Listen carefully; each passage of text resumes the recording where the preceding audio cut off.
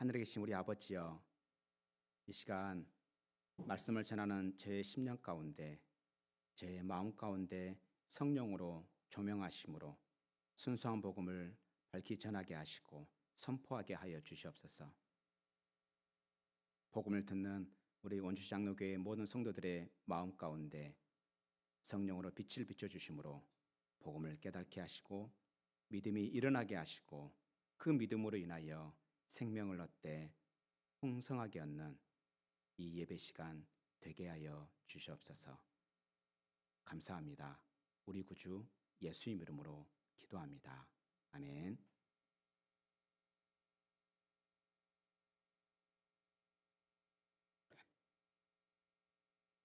우리가 저번 주에 강구했던 것처럼 이번 주는 우리가 추수감사절로 보냅니다. 특별히 준비하는 건 아니지만 1년 동안에 우리가 한 해를 살면서 하나님께서 우리에게 주신 그 감사한 것들이 무엇인지 한번 고민하고 생각하면서 특별하게 우리가 하나님께 감사를 하려고 합니다.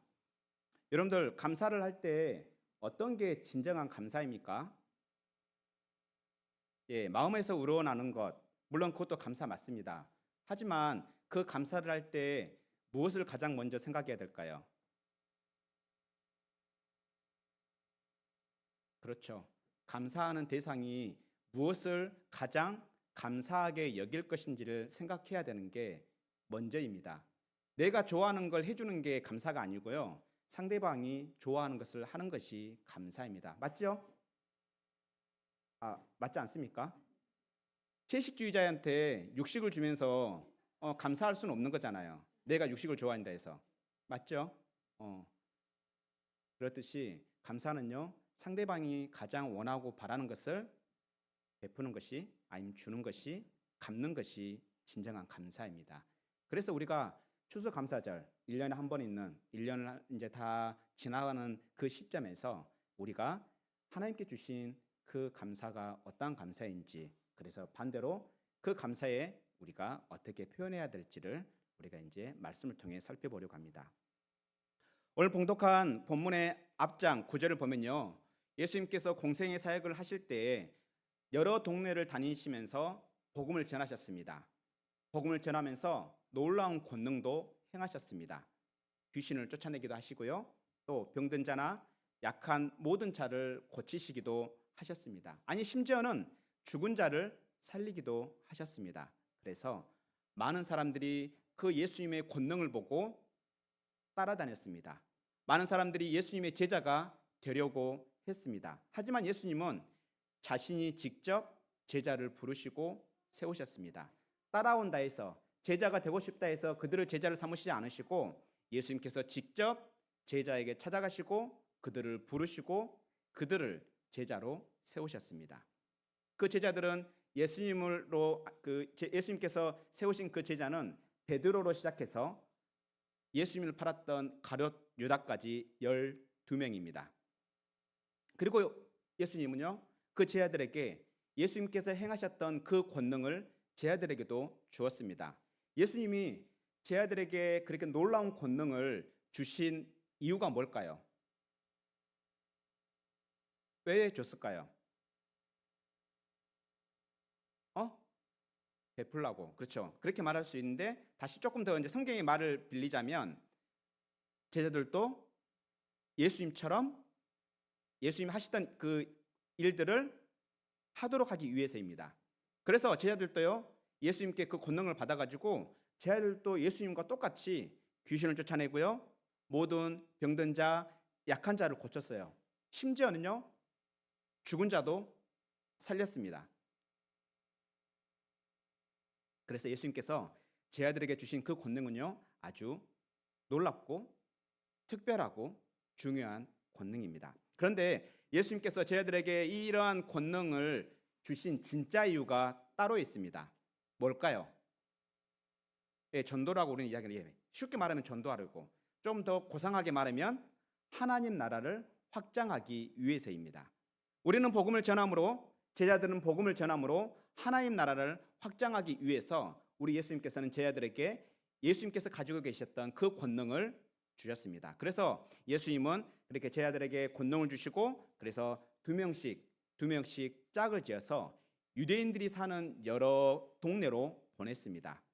그런데요, 예수님께서는 제 아들을 보낼 때 그냥 보내지 않습니다. 그냥 권능만 주어서 보내지 않습니다. 어떤 식으로 복음을 전할지 전도 전략도 알려주십니다. 우리는 오늘 본문을 통해서 세 가지 진리를 배우고자 합니다. 그중에 첫 번째 진리는 예수님은 무명한 우리를 불러서 제자를 삼으셨다는 것입니다. 무명하다는 것은 이름 없다, 알려지지 않았다, 사람들에게 인정받지 못한다, 이런 뜻이죠. 그죠? 예수님은 무명한 우리를 불러서 우리를 제자 삼으셨습니다. 본문 2절에서 4절에 보면요, 예수님께서 그렇게 불러서 제자 삼고 또 전도 보냈던 그 제자들의 이름이 나옵니다. 12제자의 이름이 나오는데요, 그 제자들 이름 중에는 우리에게 굉장히 익숙하고 유명한 이름들도 있습니다. 물론 지금 우리에게는 유명하고 익숙하지만 예수님 당시에 이 사람들은요, 이름 없던 사람들입니다. 사람들이 알아주지 않았던 사람들입니다. 사람들에게 알려지지 않은 무명한 사람들이었습니다. 이럴 때 예수님은요, 무명한 사람들을 불러서 제자로 삼으셨습니다. 그러면 한번 제자 이름을 한번 봐봅시다. 우리에게 가장 익숙한 제자 3명 누굽니까? 베드로, 야고보, 요한. 이 3명의 이야기는, 이 3명의 제자의 이야기는요, 성경에 여러 번 나옵니다. 심지어는 사도행전에까지도 나옵니다. 그래서 우리에게 익숙합니다. 그래서 이 사람들은 패스. 이 사람들 외에 다른 사람들 한번 살펴봅시다. 한번 봅시다. 이 사람들이 어떤 사람들이 한번 봅시다. 먼저 안드레. 누굽니까? 예, 베드로를 전도한 베드로의 형제입니다. 빌립은 누구입니까? 나다나엘을 전도했던 사람입니다. 나다나엘은 누굽니까? 오늘 본문에 나오는 바돌로메입니다. 그리고 도마는 예수님이 부활하셨다는 그 복음을 들었음에도 불구하고 쉽게 믿지 않고 결국에는 예수님의 그 손의 못자국과 발의 그 못자국, 허리의 창자국을 보고 나서야 예수님을 믿었습니다. 그리고 세리 마태복음을 기록했습니다. 그리고 가룟 유다 누굽니까? 예, 예수님을 팔아먹었습니다. 이 사람들은 모두 예수님의 제자 맞습니다. 맞죠? 그런데 우리가 이 제자에 대해서 아는 거 이게 다입니다. 더 이상 있습니까? 없습니다. 더 이상 우리가 아는 것이 없습니다. 심지어는요, 제일 뒷부분에 나오는 알페오의 아들 야고보, 다데오, 가나나인 시몬은요, 제자의 목록에서는 나오지만 이 사람들에 대해서는 우리가 아무것도 몰라요. 맞죠? 이 사람들이 무슨 일을 했는지 성경에 나옵니까? 몰라요. 이렇듯 예수님은요, 무명한 사람을 불러서 제자 삼으십니다. 반대로 우리 예수님은 어땠습니까? 이 제자들에 대비했을 때 우리 예수님 어땠을까요? 그 당시에. 우리 예수님도 무명한 사람이었습니까? 우리 예수님은 하나님 나라 복음을 전하셨습니다. 근데 복음을 전하실 때 여러 가지 권능을 행하셨습니다. 병든 자, 약한 자, 모든 사람들을 고쳐주셨습니다. 더러운 귀신을 쫓아내기도 했습니다. 심지어 죽은 사람도 살려냈습니다. 이 정도면 예수님께서 얼마나 그 당시에 유명했을지 짐작되지 않습니까? 별로 놀라운 권능이 아닙니까? 죽은 사람이 살려냈다고요. 불치병이 다 낫게 하셨다고요. 그렇죠? 놀랍죠. 그런데 제자들에 대해서는 어때요? 지금도 우리가 잘 몰라요. 그때 당시에는 더 몰랐어요. 이렇게 예수님은 유명했고 또 유명했기 때문에 많은 사람들이 제자가 되려고 했습니다. 좀 그런 거 좀 배우고 싶지 않겠습니까? 그 권능 좀 배우면 좀 한 이름 날릴 수 있잖아요. 예. 그래서 많은 사람들이 예수님을 따랐습니다. 제자가 되려 했습니다. 하지만 우리 예수님은 그 유명한 사람들을 제자 삼지 않았습니다. 도리어 무명하고 평범한 사람을 불러서 제자 삼았습니다.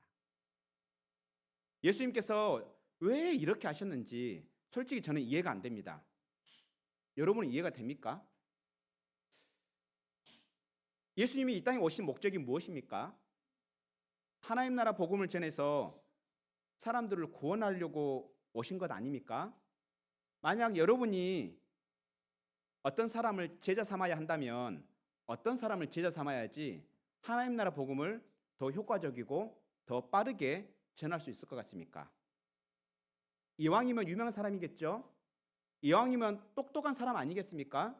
맞죠? 맞지 않습니까? 예. 그런데 예수님은 그렇게 하지 않았다는 거예요. 물고기 잡아서 생계를 유지하던 어부 베드로와 야고보와 요한, 이 사람들을 불러서 제자 삼았습니다. 사람들에게 멸시천대 받는, 사람들이 그 누구도 인정받지 못했던 세리 마태를 불러서 제자 삼았습니다. 나머지 제자들은요, 그 직업조차 모릅니다. 예수님은 이렇게 무명하고 평범한 사람들을 불러서 제자 삼았습니다. 그런데 이 사실이 다른 한편으로는 개인적으로 굉장히 큰 위로가 됩니다. 왜 그렇습니까? 하나님 나라는 정말 영광스러운 나라입니다. 지상에 있는 미국보다 더 영광스러운 나라입니다. 아니, 미국과 어떻게 비교할 수 있겠습니까? 그 나라는요, 아무나 들어갈 수 없는 영광스러운 나라입니다. 가고 싶다 해서 갈 수 있는 나라가 아닙니다. 오직 예수님을 통해서만 갈 수 있는 영광스러운 나라입니다. 그리고 또요, 하나님 나라 복음은요, 아무 사람이나 전할 수 있는 게 아닙니다. 그래서 제가 만약에 예수님이었다면 이왕이면 똑똑하고 유명한 사람을 불러서 제자 삼았을 것 같습니다. 여러분도 그렇지 않았을까요? 예, 그랬을 것 같아요. 하지만 우리 예수님은 그렇게 하지 않았습니다. 똑똑하지도 않고 세상에서도 알려지지 않는, 이름도 없고 평범한 저와 여러분을 부르셨습니다. 이해가 됩니까? 위로는 됩니까? 저는 위로는 안 됩니다. 저는 이해는 안 됩니다. 근데 위로는 됩니다. 저 같은 사람도 불러주셔서, 저와 여러분 같은 사람도 불러주셔서 하나님 나라 일꾼으로 삼아주심에, 또 하나님 나라 백성 삼아주심에 저는 최소한 감사하고 위로가 됩니다. 여러분도 맞죠? 네. 그러면 예수님은 왜 우리와 같이 무명하고 평범한 사람을 부르셨을까요? 이왕이면 똑똑하고 유능한 사람 불러서 복음 전하는 게 더 좋을 건데 왜 이렇게 이름도 없고 능력도 없고 미련하고 완악하고 고집도 센 우리를 부르셨을까요? 이유가 있지 않겠습니까? 세상에서 무명하고 평범한 우리를 부르신 이유는 바로 디도서 2장 14절에 나오는데요. 우리 신약성경 248페이지입니다. 우리 함께 찾아서 같이 읽도록 하겠습니다. 신약성경 348페이지 디도서 2장 14절입니다. 우리 함께 찾아서 읽겠습니다. 신약성경 348페이지 디도서 2장 14절입니다. 신약성경 348페이지 디도서 2장 14절입니다.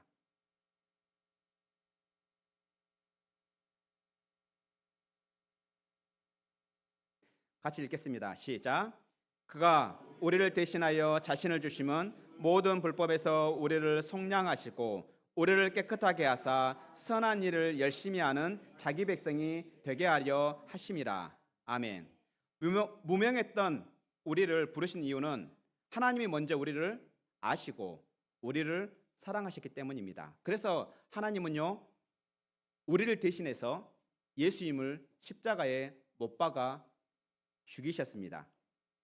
우리를 올가매고 속박하던 모든 불법에서 우리를 속량하기 위해서 우리를 대신하여 예수님은 십자가에 못 박혀 죽으셨습니다. 우리는 죄의 노예가 되어 일평생 죽음을 두려워하며 살았습니다. 그런데 예수님이 우리를 대신하여 죽으셨습니다. 우리 예수님이 십자가에서 우리를 대신하여 죽으심으로 우리를 죄의 노예에서 해방시켜 주셨습니다. 예수님은 십자가와 부활로 우리를 모든 불법에서 해방하시고 진리로 자유롭게 해 주셨습니다. 그리고 우리는 더러운 죄에 물들어 있고 죄를 저지르는 데 익숙해 있었지만 우리 예수님께서는 십자가의 그 보혈로 우리를 깨끗하게 씻어 주셨습니다. 그리고 우리를 선한 일을 열심히 하는 하나님 백성이 되게 하여 주셨습니다.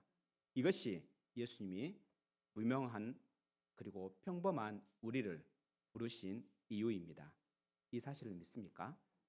그렇다면 우리 모두 우리에게 생명을 주신 삼위일체 하나님께 감사했으면 좋겠습니다.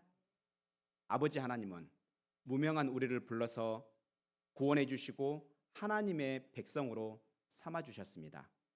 예수님은 아무런 자격 없는 우리를 불러서 제자로 삼아 주셨습니다. 성령님은 우리를 십자가 보혈로 깨끗하게 씻어 주시고 선한 일을 열심히 하는 하나님의 자녀가 되게 하셨습니다. 이와 같이 삼위일체 하나님은 무명한 우리를 불러서 제자로 삼아 주셨습니다. 하나님이 무명한 우리를 부르시고 속량하신 목적, 그것은 바로 우리로 선한 일을 열심히 하는 하나님 나라, 하나님 백성 되도록 하기 위해서입니다. 그렇다면 우리가 열심히 해야 할 그 선한 일, 그 선한 일은 무엇일까요? 선한 일은 착한 일입니다. 우리가 할 수 있는 착한 일 많이 있겠죠? 다양하겠죠? 그 중에 가장 좋은 착한 일을 하나만 꼽으라 한다면 무엇일까요? 조금 쉽게 이야기합시다. 조금 쉽게. 그게 틀렸던 이야기가 아닙니다. 생명 얻는 방법을 알려주는 것입니다. 그게 전도라고 이야기할 수 있겠죠. 왜 그렇습니까? 생명이 없는 사람들에게 생명을 얻는 방법을 알려주는 게 최고의 착한 일 아닙니까? 우리가 얼마든지 선행을 행할 수 있습니다. 하지만 어떤 사람이든 그 사람이 가장 소중히 여기는 것은 재산이 아닙니다. 무엇입니까? 생명입니다. 그래서 우리가 생명을 얻었다면 우리 주변에 생명이 없는 사람들에게 생명을 얻을 수 있는 그 방법을 알려주는 것이 우리가 할 수 있는 가장 최고의 선한 일, 착한 일인 것입니다. 우리는 생명 얻는 방법을 거저받았습니다. 맞습니까? 우리가 뭐 노력해서 공부해서 받았습니까? 아니요, 거저받았습니다. 그래서 우리도 줄 때 어떻게 줘야 됩니까? 맞습니다. 거저줘야 합니다. 그렇다면 우리는 생명 얻는 방법을 어떻게 거저줄 수 있을까요? 그것이 바로 오늘 두 번째로 살펴볼 내용입니다. 본문에 보면요, 예수님은 이름도 알려지지 않았던 12명의 제자를 불렀습니다. 그리고 전도 여행을 보냅니다. 예수님께서 그렇게 예수님으로부터 보냄을 받았다는 의미에서 제자들을 또한 사도라고 부릅니다. 예수님은 제자들을 전도 여행 보낼 때에 그냥 보내지 않으셨습니다. 그들에게 권능을 주셨습니다. 그래서 12사도들은요, 예수님께서 주셨던 그 권능으로 죽은 자를 살려내기도 하고 또 더러운 귀신을 쫓아내기도 했고 또 모든 질병과 모든 약한 것들을 치료했습니다. 그런데 예수님께서 제자들에게 권능만 주신 것이 아닙니다. 제자들이 어떻게 전도를 해야 할지 전도하는 방법, 생명 얻는 방법도 알려주셨습니다. 그 전도하는 방법이 본문 5절에서 6절에 나오는데요. 우리 함께 읽겠습니다. 본문 5절에 6절입니다. 10장 5절에 6절 같이 읽겠습니다. 시작. 예수께서 이 12를 내보내시며 명하여 이르시되 이방인의 길로도 가지 말고 사마리아인의 고을에도 들어가지 말고 오히려 이스라엘 집에 아멘. 예수님이 주신 전도 방법이 좀 특이하지 않습니까? 별 생각 없습니까? 좀 특이하잖아요. 왜 일반적이지 않습니다. 왜 그렇습니까? 복음을 누구에게만 전하라고 합니까? 유대인에게만 복음을 전하라고 말씀하시기 때문에 이거 좀 일반적이지 않습니다. 우리가 잘 알고 있듯이 예수님이 이 땅에 오신 목적이 무엇입니까? 그렇죠. 모든 사람에게 천국 복음을 전하려고 오셨잖아요. 그런데 그 모든 사람이라 한다면 유대인뿐만 아니라 이방인도 다 포함되지 않습니까? 맞죠?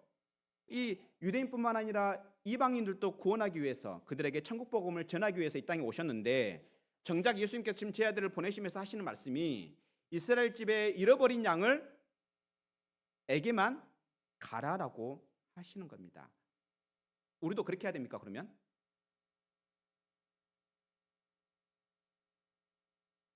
분명히 이 말엔 굉장한 특별한 의미가 있다는 것을 우리는 짐작할 수 있습니다. 예수님께서 왜 유대인에게만 복음을 전하라고 말씀하신 걸까요? 왜 그럴까요? 예, 여러분 성경을 좀 많이 읽은 것 같아요, 그죠? 맞아요. 먼저 유대인들을 먼저 전도하고 그다음에 여기서 성경적으로 말하면 맞습니다. 그걸 조금 이제 전문적으로 영어로 말하면 전략적인 전도를 위해서입니다. 우리 마케팅 하시는 우리 경영 회계 하시는 분들 이분들 말을 빌리자면 선택과 집중입니다. 사도들은요 모두 다 어떠한 민족입니까? 유대인들이죠. 그러면 이 사도들 유대인 사도들이 누구에게 복음 전하는 게 가장 쉽겠습니까? 그렇죠. 사도들이 유대인에게 복음을 전한 것이 가장 쉬웠을 것입니다. 마치 한국 사람이 일본 사람에게 복음을 전한 것보다 한국 사람에게 복음을 전하는 것이 쉬운 것과 같은 원리입니다. 맞죠? 예. 유대인은 구약 성경을 그 당시에 잘 알고 있었습니다. 예수님 당시에 제 아들이 있을 그 당시에 신약 성경이 없었습니다. 그래서 구약 성경을 통해 복음을 전해야 했습니다. 그러려면 구약 성경을 알고 있는 사람들에게 복음을 전하는 게 쉬워요? 구약 성경을 모르는 한국 사람에게 복음을 전하는 게 쉬워요? 그렇죠. 그래서 예수님께서는 전략적인 선택과 집중을 하신 것입니다. 그래서 유대인들에게 복음을 전하라 하신 것입니다. 이럴 때 예수님은 전략적으로 전도하기를 원하셨습니다. 예수님은 제자들에게 이렇게 권능과 전략만 주신 것이 아닙니다. 또한 전도에 필요한 재물, 돈도 주십니다. 우리는 전도여행 가려면 여러 가지 것이 필요합니다. 전도여행 가보신 분들은 압니다. 맞죠? 그냥 몸만 가면 됩니까? 일단 갈라 해도 차비가 있어야 되잖아요. 최소한. 또 거기서 며칠간 체류하려면 숙박하려면 그 돈도 있어야 되는 거 아닙니까? 이렇듯이 전도여행을 떠나려면요 여러 가지 필요합니다. 그 중에서도 돈은 정말 필요합니다. 그런데요 본문 9절에 10절을 보면은요 그러한 것들을 전혀 가지지 말라고 그래요. 금화나 은화나 동전을 가져지 말라고 그래요. 심지어는요 배낭이나 갈아입을 여벌의 옷이나 자기를 보호할 지팡이도 가지고 가지 말라고 그래요. 왜 이렇게 말씀하셨을까요? 전도하는데 이게 필요 없어서 그렇게 하셨을까요? 아닙니다. 전도하는데 필요한 것들은 누가? 하나님께서 채워주실 거란 것을 말씀하시기 위해서입니다. 그래서 그들이 만약에 전도하면서 필요해요. 그럼 당장에 자기 손에 없어요. 그러면 이 제자들은 뭘 할까요? 그렇죠. 기도함으로 하나님을 의지하게 되는 거죠. 그래서 사도들이 하나님만 의지하도록 하기 위한 조치였습니다. 그렇다 해서 여러분들 전도여행 떠나는데 빈몸으로 가라니 그런 이야기가 아니에요. 뭐 하라고요? 하나님을 전적으로 의지하라는 이야기입니다. 예수님께서 사도들에게 주신 권능, 전략, 재물 우리도 필요하지 않습니까? 전도 안 하니까 필요 없습니까? 예, 필요합니다. 맞습니다. 그러면 한번 물어볼게요. 여러분들 전도할 때 예수님께서 주셨던 제자들에게 주셨던 이 세 가지 중에 가장 받고 싶은 것이 무엇입니까? 권능과 재물과 전략 중에 여러분들 전도하는데 뭐가 가장 필요할 것 같습니까? 네? 왜요? 이왕 전도할 때 권능 있으면 좋잖아요. 죽은 사람도 살려내고 병든 자도 병원 가서 병든 자 다 이렇게 살려내면 다 전도되지 않을까요?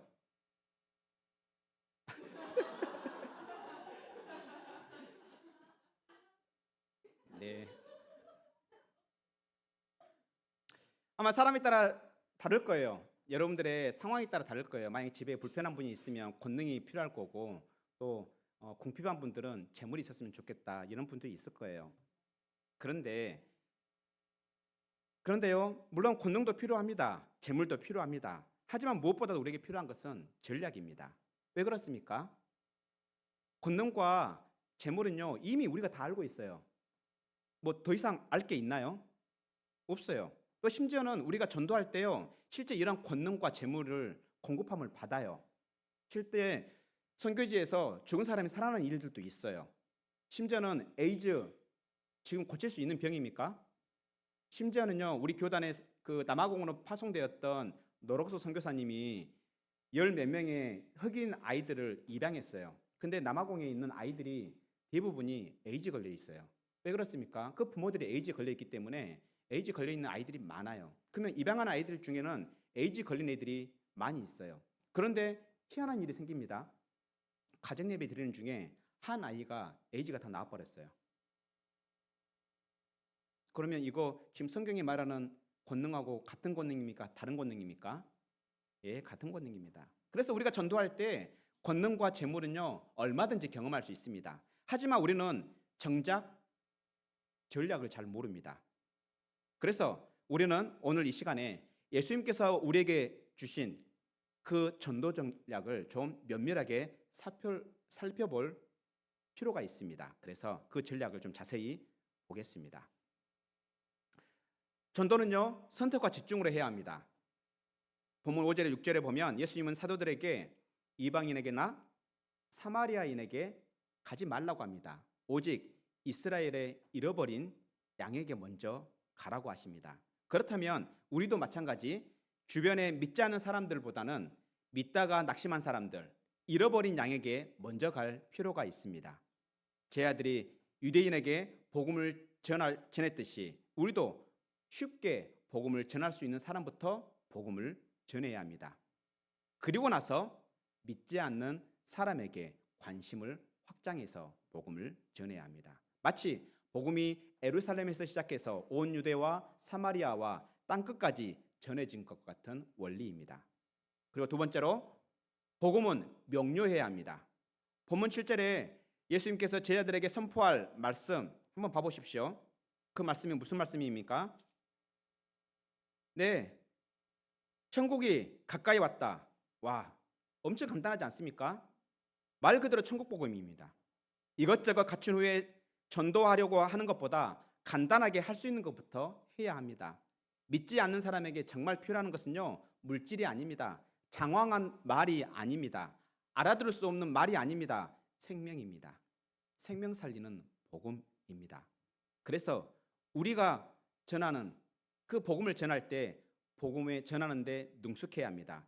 최대 3분 이내에 복음을 전할 수 있을 정도로 복음 전하는데 능숙해야 합니다. 여러분 어떻습니까? 여러분들 복음 전할 때 몇 분이면 충분합니까? 3분이면 충분합니까?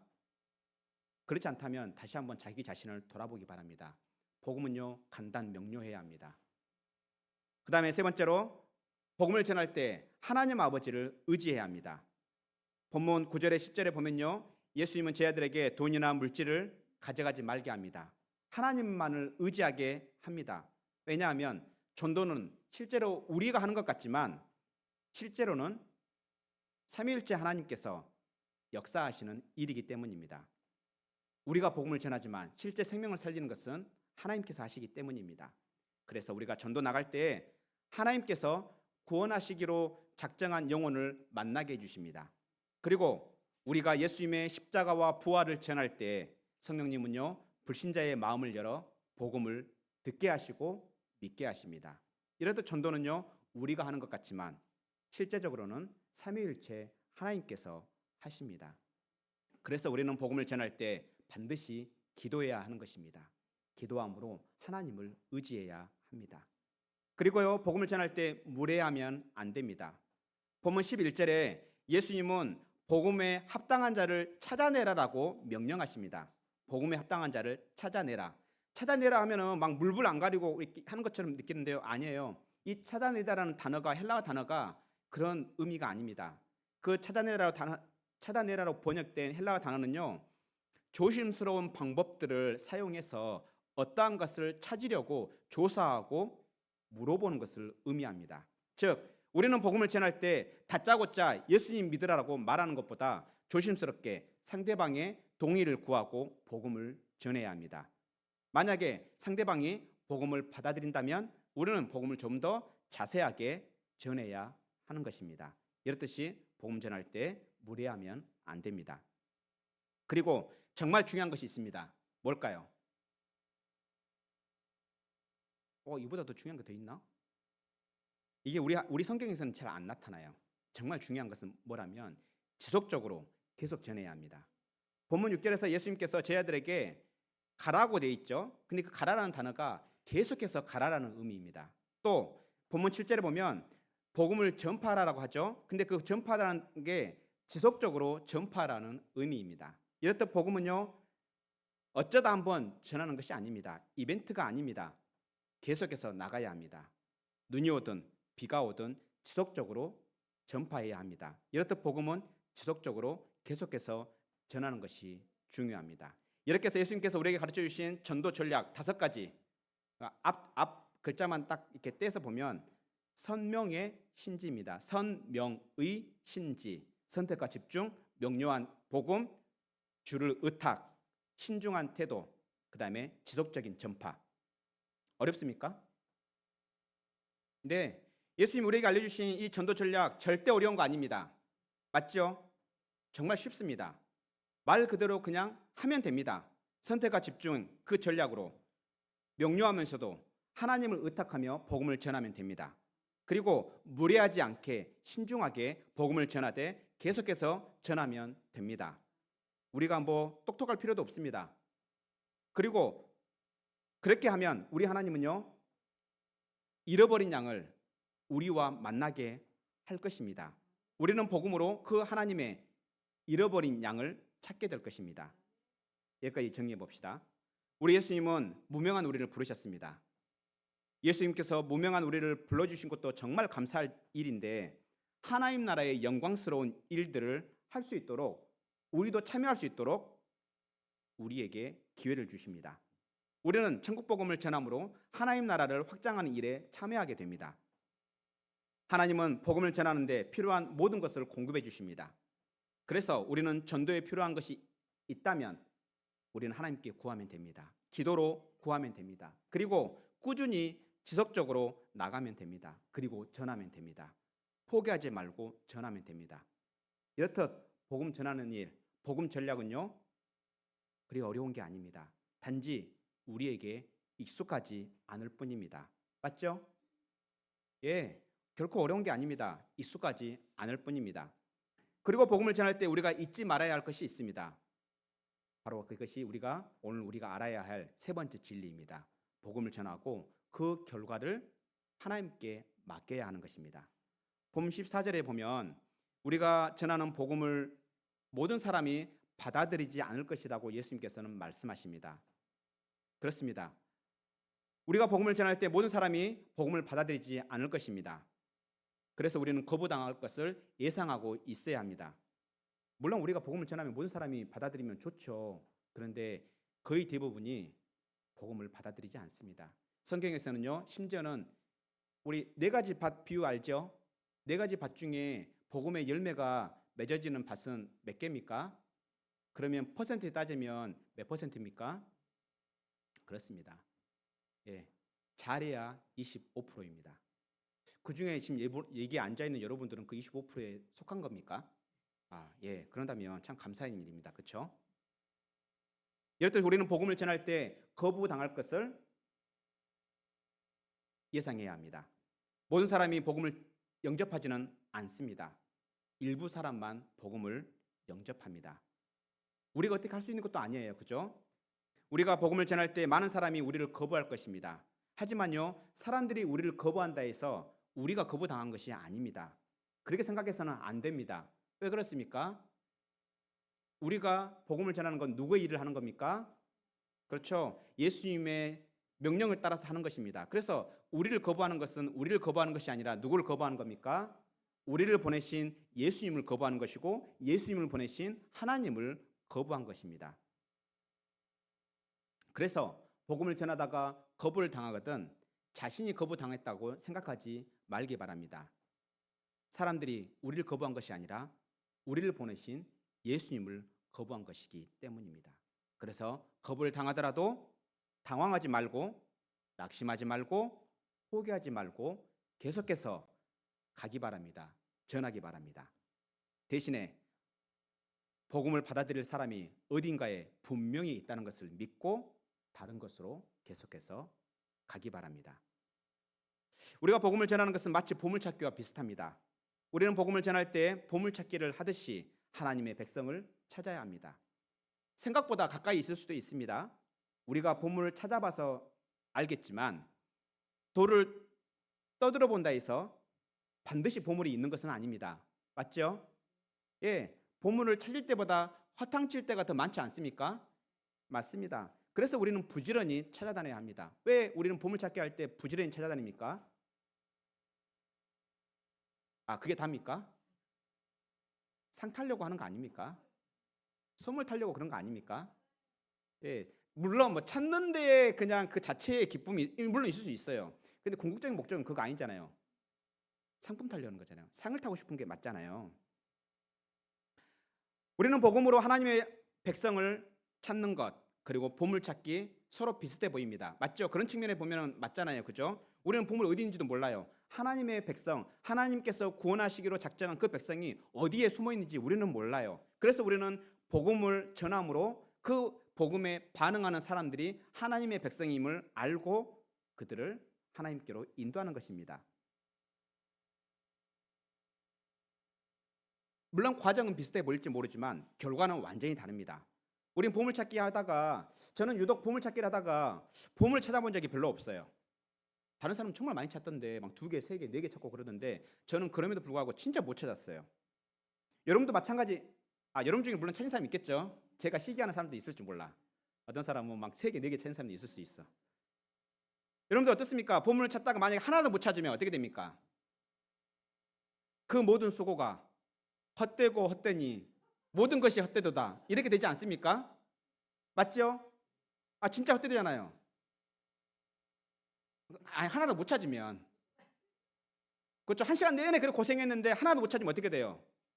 모든 것이 헛되는 거죠. 그런데요, 우리는 복음을 전하면서 못 찾을 수도 있어요. 맞죠? 하루 종일 그렇게 복음을 전했는데 한 명도 못 찾을 수도 있어요. 아니, 일주일 내내 했는데 한 명도 못 찾을 수 있어요. 그러면 우리의 그 수고 헛될까요? 왜 헛되지 않을까요? 그렇죠. 맞습니다. 우리의 그 수고를 우리 하나님께서 기억하시기 때문입니다.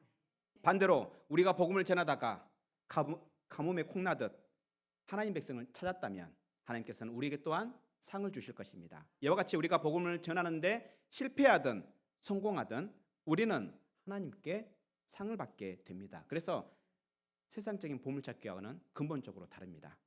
그러니 복음을 전하는 것을 두려워하지 말고 그 결과를 하나님께 맡기기 바랍니다. 지금 당장 우리가 복음을 전한 그 결과를 알 수 없을지라도 아무리 많은 거부를 당할지라도 분명히 우리 하나님께서는 우리가 전한 복음을 통해 역사하실 것입니다. 그러니 복음을 전하고 모든 결과를 하나님 아버지께 맡기기 바랍니다. 그리고 우리가 만약에 복음을 전하다가 복음을 받아들이는 사람이 있다면 있겠죠, 당연히. 없다고 믿습니까? 있을 거예요. 분명히 있을 거예요. 그때에 그 사람을 위해 축복하기 바랍니다. 우리가 그 사람에게 축복한 그것이 그 사람에게 합당하다면 그 사람이 받을 것이고, 만약에 우리가 축복한 그것이 그 사람에게 합당하지 아니한다면 그 축복한 것이 우리에게 되돌아올 것입니다. 그렇다면 여러분들 축복 많이 하는 게 좋아요? 적게 하는 게 좋아요? 그게 좋죠. 많이 받아고 만약 그 사람이 받으면 받아도 좋고, 행여라도 그 사람이 받을 그릇이 안 되면 그게 누구한테 온다고요? 그게 오늘 본문이 그렇게 말씀하고 있어요.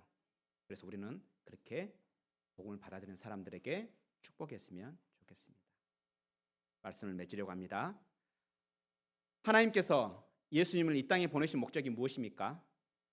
예수님은 왜 우리를 대신하여 십자가에 못 박혀 죽으셨습니까? 세상에서 무명한 우리를 위해 왜 하나님이신 예수님은 우리 때문에 우리를 대신해서 죽으셨습니까? 세상에서 무명한 우리를 구원하여 천국에서 유명한 사람이 되게 하려고 우리 예수님께서 십자가에 못 박혀 죽으셨습니다. 이 사실을 믿습니까? 세상에서 무명한 우리를 예수님께서 십자가와 부활로 새 생명을 주셨습니다. 영원한 생명을 주셨습니다. 그것도 거저 주셨습니다. 이 사실에 감사합니까? 그렇다면 우리 또한 하나님께 그게 정말 감사하다면, 나를 대신해서 예수님께서 죽으신 것이 정말 감사하다면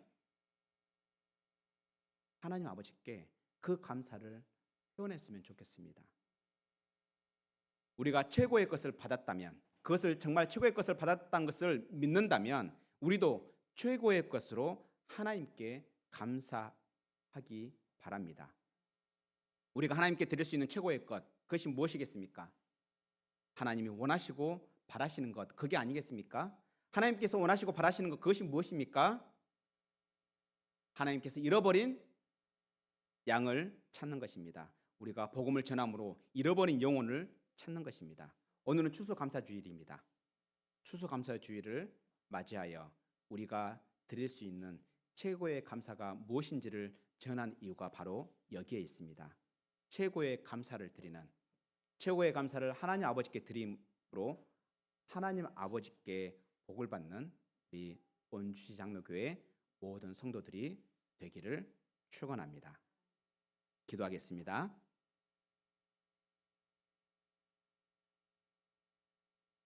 하늘에 계신 우리 아버지여, 세상에서 무명한 우리를 부르시고 구원해 주셔서 감사합니다. 세상에서 무명한 우리를 대신하여 십자가를 지신 예수님 감사합니다. 세상에서 무명한 우리에게 영원한 생명을 거저 주신 성령 하나님 감사합니다. 우리에게 생명을 거저 주신 것도 감사한데 우리로 하나님의 생명사에게 동참할 수 있는 은혜를 또한 주심에 감사합니다. 우리가 최고의 것을 받았으니 우리도 아버지께 최고의 것으로 감사할 수 있도록 우리를 도우소서. 우리에게 하나님의 그 마음, 열심을 부으소서. 무명한 우리를 천국 백성 삼으시고 제자 삼으시고 우리에게 영원한 생명을 주기 위해 십자가를 지신 우리 구주 예수님 이름으로 기도합니다. 아멘.